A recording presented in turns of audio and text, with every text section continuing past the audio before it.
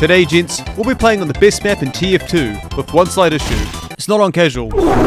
This may have shaken some of you in the audience, but don't worry, this was life 7 years ago. Many of you may not know this map. Locked away years ago by Valve from prying eyes, because why not play 2 for it another 15 times? Now, CP Junction. No, wait a minute. RD Asteroid. A map of design, envision, and proportions. But today, I'm here to make you consensually know I won't use physical violence this time, help you understand why RD Asteroid is the best map in the entire Team Fortress 2 franchise. Oh my goodness. And at the end of the video, I will be releasing something that might just give this map, and once like it, a second chance at enjoyment. Now, phase 1 of my plan is complete. Very good. It's time for phase 2. RD Asteroid, and by extension, the Robot Destruction game mode, is a game mode that centers around the destruction of robots. Speaking mode, liking the payload, or CP, capture points, Robot Destruction is a far cry from most of the other TF2 game modes. RD Asteroid, at its core, is about the murder of defenseless people. So basically, it's Africa. Each team starts off with 9 robots a side, of which are subdivided based on social class, and as such, are richer than the classes beneath them. On destruction of each robot, they eject their souls, or as I like to call them, RTX 3090s. Once one team collects enough 3090s, you call up the Space Marines, and they drive by to seize. Now hold up there, buckaroo. You can't simply attack the richest group. This isn't France. Each respective group of civilians are richer than the last, and thus can afford protection in the form of invincible comb. Similar to the medic gun, this gooey double-wide surprise protects them from anything you can physically thrust in their general direction. So your team is now constitutionally obliged to eliminate the lowest common denominator first. Children. Oh, is it illegal to lock you in the car? How about I lock you into this one-time deal? But, on destruction of the first group, a 1 minute 30-second timer starts, which, forces you to skedaddle to the next group. But once that time is up, you're now stuck at square one once again. Now I see why it was removed, because finding a coordinated team in TF2 is harder than finding soap in a League of Legends player's house. Now, it sounds a little slow and boring, so to spice things up, we have the not intelligence. With the not intelligence, you can collect all the enemy team's GPUs, and while the emotional damage of primary school egg scramble is permanent, picking up the GPUs is temporary. Of course, temporary is relative. This can last from a few seconds to an entire 30-second ship-filled wait. Oh joy. It composes a fast and effective way to turn the turntables. But let's say the enemy team pulled the impossible and won. Now what? Game over? Ha! Not on this simple mode. On the collection of 300 points for one team, you've got a grand 45 seconds to reclaim your treasure, your points, your baby uwu, from the enemy base.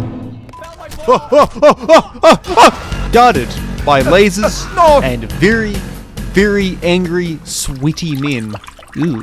So, rally your compatriots, draw sabers, and charge to the intel. There is no time for losing here. And maybe you might just win the match, or just completely lose. We still got this. We still got this. RD Asteroid is cut into 6 parts. Firstly, we have the middle. A nice physics-defying exercise which takes notes from 2 Fort. But instead of water, we have a nice fluffy pool of mercury. That material that I just ate. Plus that, we have 3 areas of robotic activity, marked with the and of course, These 3 areas offer different obstacles in the pursuit of victory. Some include children, pools of water, and of course, observation windows. And now we have the spawns, with the real get off my property vibe. Not much to say here except moving on. And finally, we have the pawn stash, protected by an array of lasers. Although, they do have a courtesy door for first-time customers. Now that we know this map and mode very intimately, now what?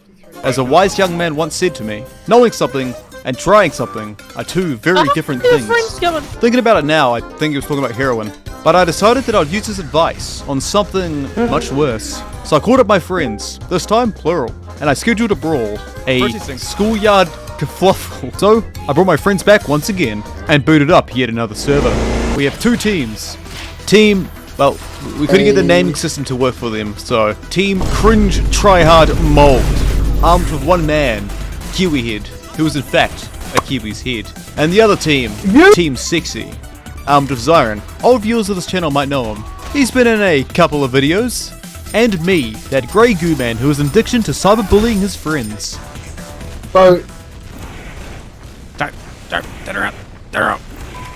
Oh, it's you, kids. I was like, who the fuck is moving me like that? you for so long. And before we start, subscribe. This is not a question. This is the immediate future.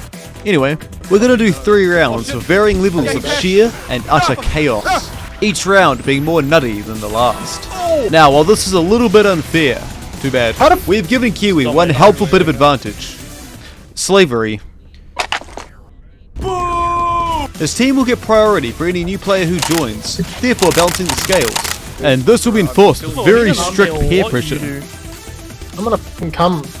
He's gonna come. Now, while I might have the hours, Kiwi carries us in CSGO, so it's pretty fair. Now this alone, kinda boring. So I decided to do something very dangerous, something totally reckless. I decided to flaunt my influence around the TF2 community. Now in the YouTube space, I'm a bit of a small fishy. But was I a big enough fish in the TF2 space to get a bunch of people to join me in a TF2 match? We were soon gonna find out. What's up, bitch? Now, like any good match, I decided to do a little bit of betting, or as the Australians call it, Friday night. So whoever wins has to buy the other 1 key. Alright. In CSGO, but you're gonna win. Yeah, but like, I might not win. The possibility is there. Now the match was set, me and Zyron versus Kiwi, wagered at 3 keys for the winner. And then I sent the call out to everybody in the TF2 community to join this glorious match. And then we began. So the first 2 in were me and Kiwi. We had a unofficial ceasefire, just until we had more goons to fight for us. Then out of nowhere, Kiwi, for no particular reason, broke the ceasefire. That's it, it's rolling time now. Eventually, my government allocated backup arrived, and in no time later, Kiwi received his own backup. Now the odds were even. Oh no. Kiwi's force higher advantage was already in full swing. We would need to use our combined IQ to beat Kiwi before his advantage would completely overpower us. We started off with a coordinated attack on Kiwi's base. I held Kiwi off while Zyron valiantly left me to die to get the intel. Thanks, Zyron. Now this plan was flawless, apart from the simple shortcoming that none of us can beat lasers. Nobody, in fact, can beat lasers. Our first few raids lost, not because of Kiwi and Cameron. No, it was because of the lasers. We eventually figured out that there is a door to the right of the lasers that prevents you from dying. I'm just gonna tell Zion that there's another way in that you don't need to deal with the lasers. I was not. Would have been real nice to figure that one out before we went into the lasers. So, with our newfound knowledge, we launched a new attack. I bait, he goes straight to the intel. And somehow, we didn't die to the lasers. No idea how. And we watched as Zyron tried to figure out where his crouch button was. Good. What is he up to? What is he up to? Zyron. An anchoring. Zyron. Oh, What was that? I didn't realize it didn't work under the water decoder. Oh god damn it, Kiwi's got 3 players now. Kiwi's advantage was now in full swing. We were now fighting a 2v3. World War II Operation Barbarossa has got nothing on what we're dealing with right now. And with this massive amount of manpower, Kiwi launched a complete offensive into our base, killing what is equal to the entire New Zealand Defence Force. Just me. Stop stealing the intel. But this time, I was done with getting assaulted in my own base. I knew it was up to me to protect my home against these foolish nerdlings. It was time to get physical. They're gonna help me. Oh, I'm a king! Oh! Oh my That's what you god. get, my boy! That's right, kids. Cryptic forever. Nobody messes with Cryptic in his own household. Now, I made a mistake here. I actually felt guilty for absolutely demolishing their entire team with 4 clicks. And then I capped myself with the worst character in TF2. Now, due to me playing with what was essentially a prosthetic limb, Kiwi and his goons managed to get the upper hand to steal our intel. I tried to stop them. Now, somehow, Zyron and Kiwi managed to run straight past each other without even noticing. What? But Kiwi was back in the lead once again. Now, my new strategy of charging them with a stick was very ineffective. But no. This is part of my plan, you see. I was pretending to play very poorly so that they would think that I'm really bad at the game. You're doing this to yourself. But in fact, I was just fooling them because they're stupid. This guy's disguised as me, like I don't notice. Now, the gloves are off. That's right, fools, you fell for my trickery. Now, Time to get rolled harder than a Swiss cheese. Get him, get it, Snowy. Why am I getting shot at by 2 people, man?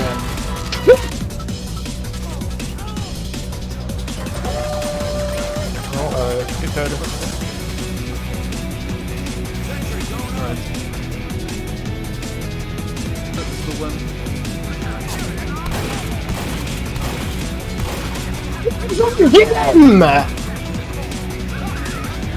Now, right before our win, Kiwi, the rude man he is, stole our intel. Now, it wasn't the whole pot, but it was just enough to stop us from winning, which might mean that his team, which if he was a good enough leader, his team might be able to exploit. It's me. What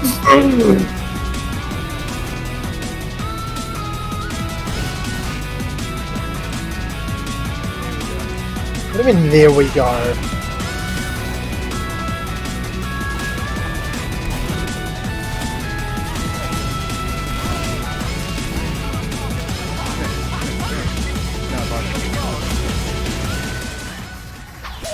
He was not. Round 1 was ours. Now, although it wasn't a roll, as I had hoped, What is that? it was still a win, regardless. How did you run through that? Raw, unfiltered skill. Try me. Ah, crap. I couldn't do it 2 times. Now we have round 2. And round 2 ups the hard by core. And you know what's called in firearms? Ancient Rome. So, melee only. Who doesn't enjoy a friendly neighborhood protest beatdown? I know I sure do. Now, just like last time, we started a quick assault on Kiwi's base. But this time, it's a 3v3, so now it's an even fight. Our first few assaults were repelled by Kiwi's forces of cringe, which led to some of the best tavern-style brawls I've ever seen in TF2. Now, you might see a turret here, but your eyes deceive you. This is simply an error with the source code, and there is simply nothing there. Now, after the world's most effective World War 1 strategy, we managed to break Kiwi's defense, and we gained a grand 100 points. Betty win. What is that? So far, it was looking good. Until... oh no. Now, Kiwi has a 4th player, in a mode, which greatly advantages the team with the higher player count. Great. And in no time at all, Kiwi with his Soviet collectivizing ass launched a full-scale invasion, which, suffice to say, was pretty effective. Now, learning of Kiwi's happy mood... I've got no teammates. Yeah, what is Cameron doing? He's on a beach chair with his goddamn turret down by your guys' intel. I tried my strategy of psychological warfare. Oi! What is that cheese? It was of little effect. Not only did he take our intel, but he in fact had almost more raid in our base than his. We tried to assault Kiwi's base with the power of friendship. Unfortunately, it doesn't stand in the way of a 55-inch Scottish Claymore. And as the match went on longer, Kiwi gained more and more points. This was, as the kids say, not very based. 43 seconds later, and Kiwi was in the lead. By a small 291 margin. Not too much. Jeez. We could come back. We did have the advantage of being the Boston Bashing Bros. Kiwi, guess where I'm at? You're camping, isn't it? We may not have the physical strength, but like the youth of today, we can pull off a ram raid.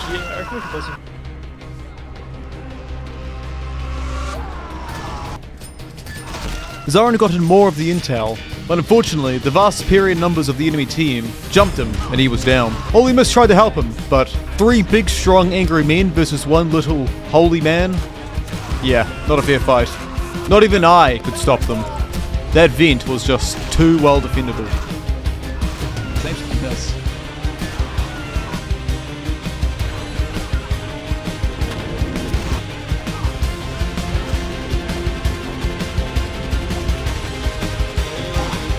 No!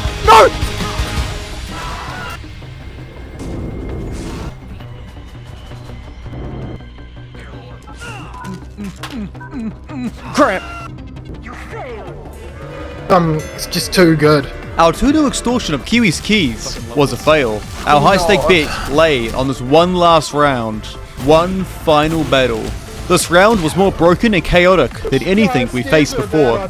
So turn your chaos meter to an 11 because now gravity has been turned off. Running near stairs? Time to give WorkSafe a call. Now, if the fear of falling off high objects wasn't scary enough, now we're all dosed with speed. What is this? Now, each player is as fast as a family sedan. And not to be outdone, fire rate for all guns has been increased double-fold. Now, if you liked broken models and broken balance, then this is for you, you psycho. Now, we would have to master the chaos to win this fight. We would need to outthink the entire 4-man enemy team to even have a chance at winning this bet. I hope we get a 4th player. I really hope we get a 4th player. Please give me a 4th player. I need a 4th player. I'm not paying Kiwi. We started by taking full advantage of the increased rate of fire and speed. Mostly because I was the one who implemented this and tested this beforehand. See kids, sometimes it pays to be the organizer of events. You get an unfair advantage. Now me and Zarin launched a new offensive once again. Zarin went for the cap, while I went for the all-out attack. We managed to suck the enemy team dry of points. Unfortunately, I got stuck in stasis, and Zarin got zapped. The lasers are Zarin's biggest enemy. And then Zarin made a fatal error in judgment. This is great, guys. I've just discovered something amazing. No. Made the discovery of Heavy. He runs at a phenomenal rate. Does he? Yeah, and he's just absolutely tanking and annihilating. I'm going to try this. Thanks for the tip. Zarin, what did you do? What Zarin did was very bad. He gave away critical intel for an OP build in this mode. And can you guess what happened? What wild thing occurred after you said that? Well, if you guessed every player in the entire match switching to Heavy, well, dadgummit, you'd be absolutely correct. And so, like any card-based game, it was a fight of all the OP builds, and me, a dumbass trying to find an even stronger build. And with Kiwi's team using the meta build, they started to clean house, and we tried to pull any string to stop them from winning, while I was causing immense frustration for the enemy team. Come on, I just need the content. As the match went on, things were looking more and more dire. We tried any strat possible. Yeah, Dakota, I'm right behind you. Go. Start!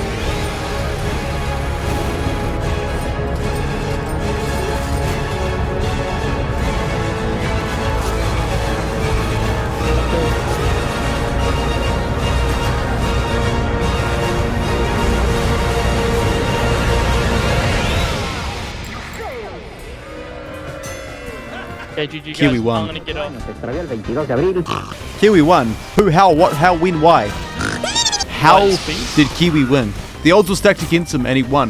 What? And finally we have Uncle Jerry. As to his name, he arrived an hour and 30 minutes late. And he was probably blackout drunk at the time. Thanks, Uncle Jerry. Couldn't have done it without you. So I took the walk of shame and paid Kiwi his keys.